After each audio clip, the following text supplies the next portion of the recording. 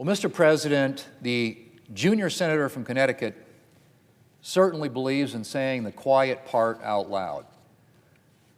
This is what he said, and I quote, "I think there will be some pretty substantial damage done to a Democrat brand that has been rehabilitated if on the heels of an election in which the people told us to keep fighting, we immediately stop fighting."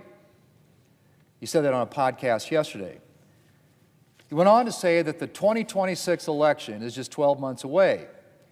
And if we surrender without having gotten anything, and we cause a lot of folks in this country who had started to believe in the Democrat Party to retreat again, I worry that it will be hard to sort of get them back up off the mat in time for next fall's election cycle, end quote.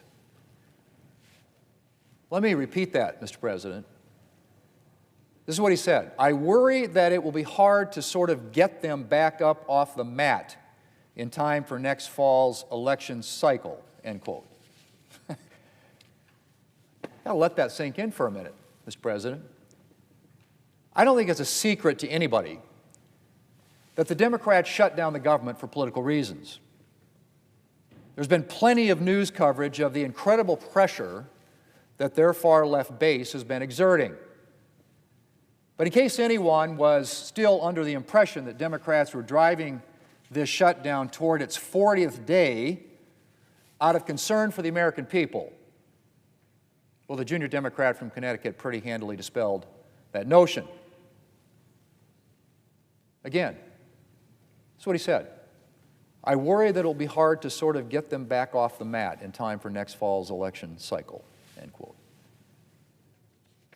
And just in case anyone needed any additional testimony, Axios reported on Wednesday, and I quote, "A set of post-election talking points circulated among Democratic congressional offices warned caving without concessions would sap Democrats' momentum and undercut the party's support from its base. Democrats throwing Republicans a rope in exchange for nothing would be political self-sabotage," it added. Political self-sabotage, Mr. President. Now, there are two very striking things about these quotes. One, of course, is the focus not on the American people, but on how to ensure Democrats win the next election. And two is the fact that progressive Democrats apparently want to keep this shutdown going forever. We're on day 38 of Democrat shutdown. Day 38.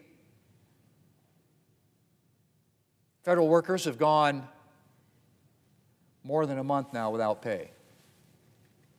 They don't know how they're going to pay their mortgage or buy food, thanks to Democrats. A lot of them are supposed to get another paycheck today. Instead, they'll see a deposit of exactly $0 in their bank account. And that's just the tip of the iceberg. Head Start preschools have closed. Veterans programs have shuttered. Many Medicare recipients can't get access to telehealth. National Guard troops aren't training. SNAP benefits are in profound jeopardy. There are people going hungry right now because Democrats refuse to agree to a clean, nonpartisan funding extension. And of course, then there's air travel. Because of staffing shortages caused by Democrat shutdown, the Department of Transportation had to issue a mandatory reduction in air travel beginning today. Hundreds of thousands of people will be affected every day, to say nothing of disruptions to the movement of packages and goods. But nothing seems to move Democrats.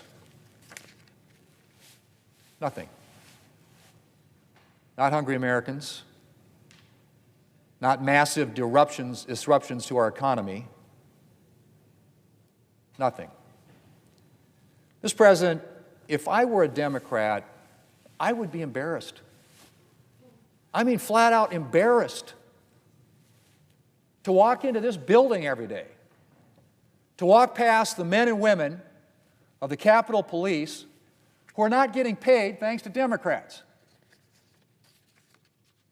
to walk past junior staffers, many of whom are undoubtedly frantic by this point as they wonder how they're going to pay their rent, and continue to buy food. How can Democrats look any of these people in the eyes? And please don't tell me they're fighting for some greater good for the American people. If Democrats can be said to be fighting for anyone at all besides themselves, they are fighting for a fraction of a fraction, for a tiny percentage of the small percentage of Americans who are on Obamacare. The number of people they're supposedly fighting for is dwarfed, and I say dwarfed, Mr. President, by the number of people whose lives and livelihoods they are damaging. And as for the claim that Democrats got some kind of mandate from the American people on Tuesday to continue jeopardizing food stamps for 40 million Americans in need, give me a break.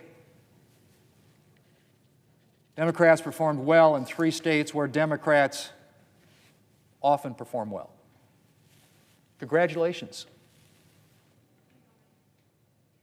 I really don't think that means that the American people have all signed up to be democratic socialists. And it sure as heck doesn't provide a good reason for making 40 million Americans go hungry. Mr. President, I would like to think that the junior senator from Connecticut doesn't represent all Senate Democrats. But if there are Senate Democrats out there who do still care about hardworking Americans and not just Democrats' election prospects, the time to act is now. Not when the far left decides this exercise can be over.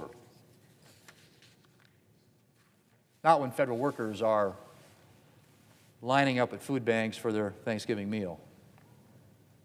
Now, today, I hope, Mr. President, there are at least 5 more Democrats out there with a backbone who will vote with us to reopen the government and end these weeks of misery for the American people. Mr. President, I yield the floor, and I suggest the absence of a quorum.